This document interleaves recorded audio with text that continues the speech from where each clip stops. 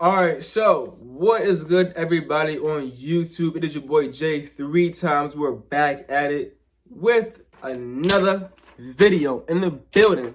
Today, we're going to talk about how the Marine Corps Reserves works. So basically, first and foremost, you do get a yearly schedule, but it goes by the fiscal year.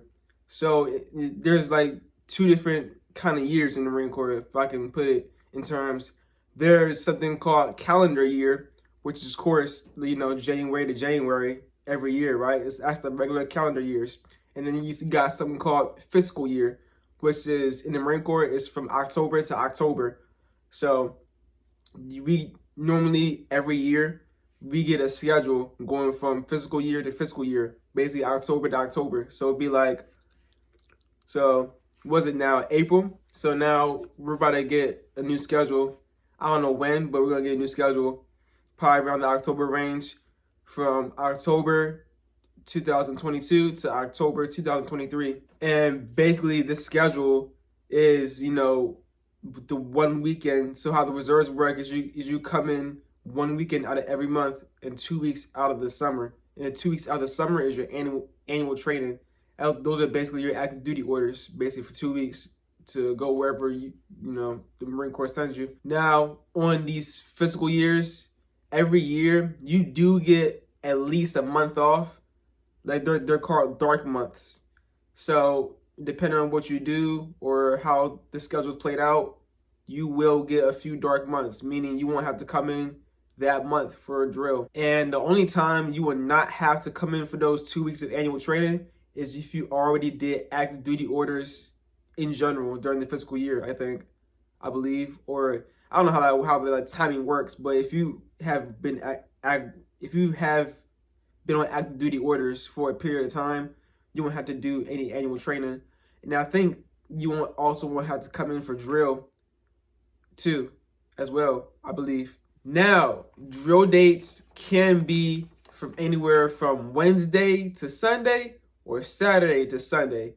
It really depends on what we do or what you do. And I don't know, but yeah, it depends on what happens, what goes on, what you got to do, what needs to be accomplished, and things of that nature. And as a Marine Corps reservist, you are still required to do, all the, annual and fiscal year requirements. That includes, the PFT, CFT, the rifle range, dental, medical, physical classes, physical training, things of that nature. If you live within 50 miles, you do have to drive, up and back from base every day. So, of course, it's like drill weekends are like work days.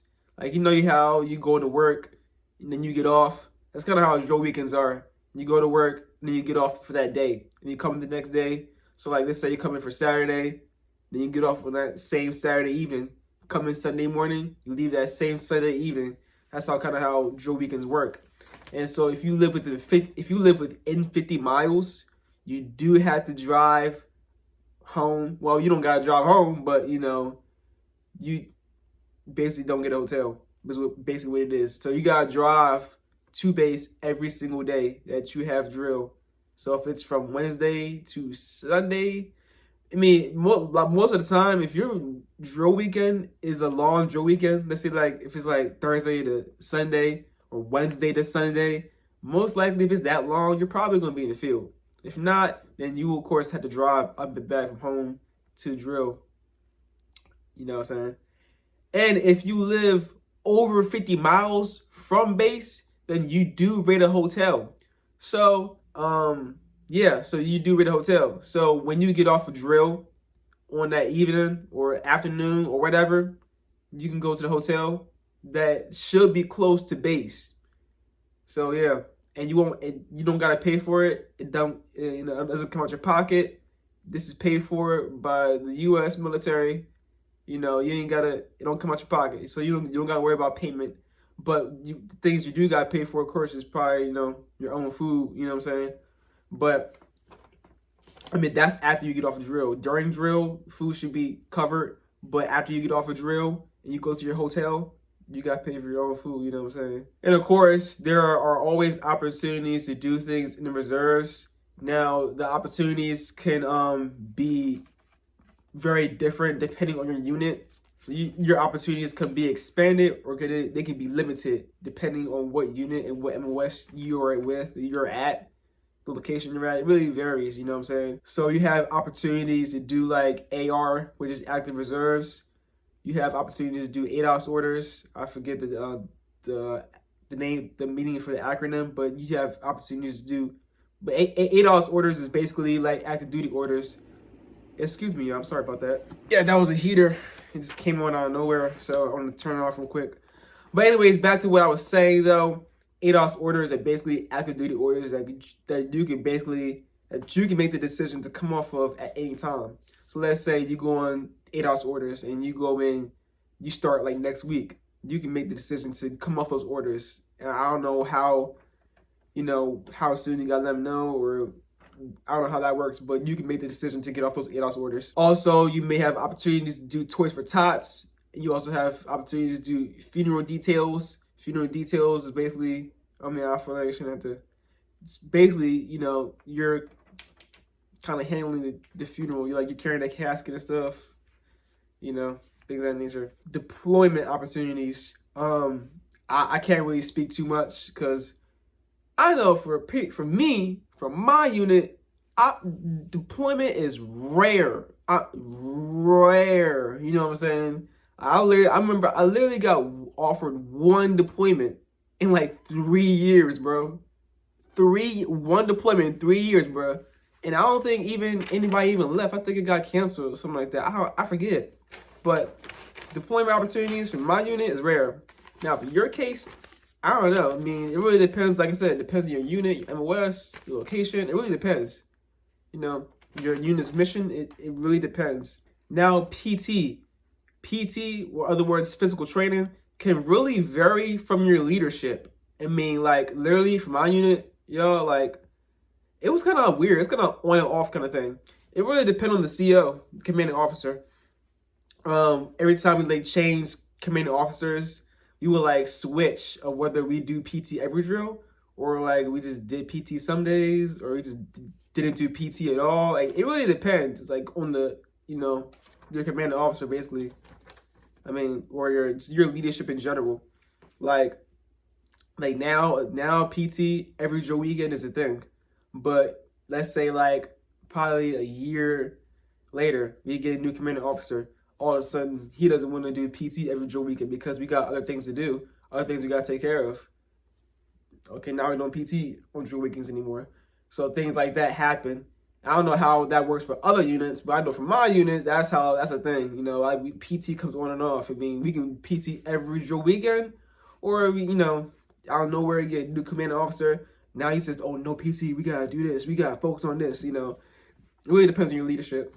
But regardless, whether you do PT or drill weekends or not, you do got to stay in shape on your own. Because, of course, PTing 2 to 5 days out of the entire month is nowhere near enough to keep you in shape or to keep yourself ready for the CFT or the PFT. And I'll tell you one thing, I'll tell you this.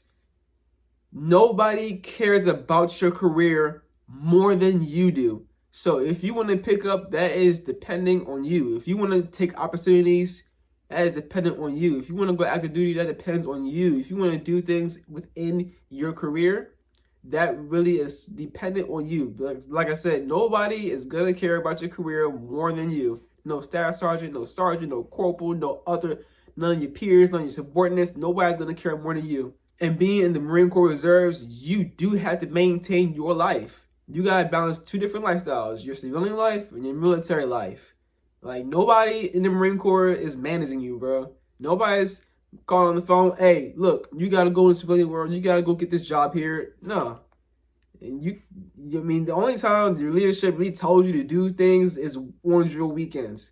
Of course, outside of drill, you might have to complete certain tasks or do certain assignments, do certain things, knock out certain things outside the drill. And it can be a lot, or it can be a little bit depending on what's going on and what happens. if you watch my videos, if you watch my Marine Corps Reserves videos, now I'll probably talk about how unstable it is, and that's kind of stuff I'm talking about. Like it could be out of nowhere. We gotta do a bunch of stuff, and then probably like a few months later, we got nothing to do outside of drill. But then come the next month, outside of drill, we may have to do like a whole bunch of different things. I mean, like, you know what I'm saying? Then we come into drill, we gotta do a whole bunch of different things. Next month it could be different. We might not have nothing to do during that drill. And then we come up the next few months, oh, we gotta do all this stuff. We gotta do a whole bunch of things. You know what I'm saying? That's what I'm saying. It's not really the stability. It's like, oh man, you know what I'm saying? And payment in the Marine Corps Reserves, you will make nowhere near enough to survive. You will make nowhere near enough to survive. So you do gotta get a job. You're gonna have to get a job. You're gonna get some kind of, you gotta have some source of income outside of the Marine Corps. Because you just stick with the Marine Corps Reserves pay, boy, you gonna live in poverty, bro. You gonna try if you want to. You live in poverty. Man, unless you like a freaking, like an E8 or E9, or freaking like an officer or something. Then you could probably survive off, your Marine Corps Reserves payments. But if you're like a freaking E2 or E3, or E4 possibly, your drill weekend payments are nowhere gonna be enough to pay your bills. Like I said, you gotta have a job. You gotta have some source of income, if not multiple other incomes outside of the Marine Corps Reserves. Like I said, y'all, nobody is managing you outside the Marine Corps. Nobody in the Marine Corps is gonna manage you out here in the civilian world. You know what I'm saying? You run your own life out here. You know what I'm saying? So, you got that freedom. And honestly, y'all, the Marine Reserves do not pay for much. I'm not saying they don't pay for anything. I think they pay for, of course they pay for, some things, but it's nowhere near as much as, as you being on active duty. I mean, you will get more of your benefits if you take up orders. So if you take up some orders for like a year or even just 6 months, you will have more of your benefits compared to if you never have went active duty during your entire reserve contract. So let's say you just serve your entire reserves contract. You never went active. You never had any extended active orders, anything like that. You never switched over to AR. You never did ADOS. You never did any of that. All you did was your requirements of coming into the drill 1 weekend out of the month, 2 weeks out of summer. Let's say you just do that. Your benefits probably going to be skimpy. They might be skimpy. It's not going to be compared to, of course, if you had, took some orders during the contract. Let's say you took up like a year of orders in another state or something. You're going to get more of your benefits. You might get more of the schooling. You might get more of the healthcare, maybe. You're going to get more. More time you put in, the more you're going to get, y'all. That's included with money, benefits, the more you put out, the more you're going to get back. You know what I'm saying? And your contract. Well, let me put this. Your contract it basically starts as soon as you sign on the dotted line at MEPS. Well, not the dot, well, whatever. When you sign a contract at MEPS, that is when your contract starts. So your entire contract will end within 8 years. Well, not within 8 years, but after 8 years, you sign that contract. Because, yeah, that's how it works. Because I looked on the website, for, MOL and stuff. And I signed my contract of November of 2017. I looked at my EOC. EOC, I think I'm pretty sure it stands for end of contract. My contract ends November of 2025. So November 2027, November of 2017, and November of 2025. That's the 8-year difference. That's how your contract works. I mean, your contract will last 8 years total.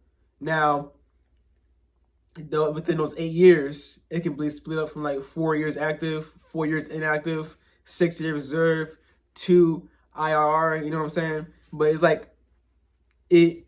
You know, you pick. Of course, you pick your contract. You pick how much you want to do. Obviously, that's something you talk through your recruiter and stuff.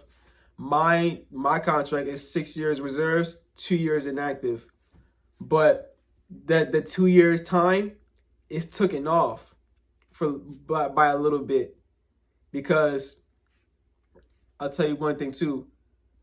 Your actual, like, the portion you're gonna serve, whether it's like 6 years reserve or 4 years active, that time right there starts when you go to boot camp. As soon as you step on the yellow footprints, that is when that part starts. Now, for the other time, whether you're 4 years inactive or like 2 years inactive, whatever, that time will be taken off a little bit. It'll be taken off a little bit because, how I explain it, like, I'm gonna give you my situation, so that way you can like probably relate to your situation maybe. So I signed my contract of November 2017. I actually did not go to boot camp until June of 2018. So basically, my 6 years started of June 2018. So basically, I will be getting out in June of 2024. But my contract will officially end in November of 2025. See, that's not an exact 2 year difference, right? Because I signed my contract on November 2017. I went to boot camp of June 2018. So that was like an 8-month difference. Those 8 months were cut off from those 2 years for being inactive. So that's why I will get out the Marine Corps in June 2024. But my entire 8-year contract will end in November of 2025. So that's how your contract will work. Hopefully you can relate to, you can like figure out, in your process of how, my contract is. But anyways, y'all, hope you found that video helpful. Like, comment, subscribe. Stay tuned for more content. It is your boy Jay 3 times. I'm checking out. Peace.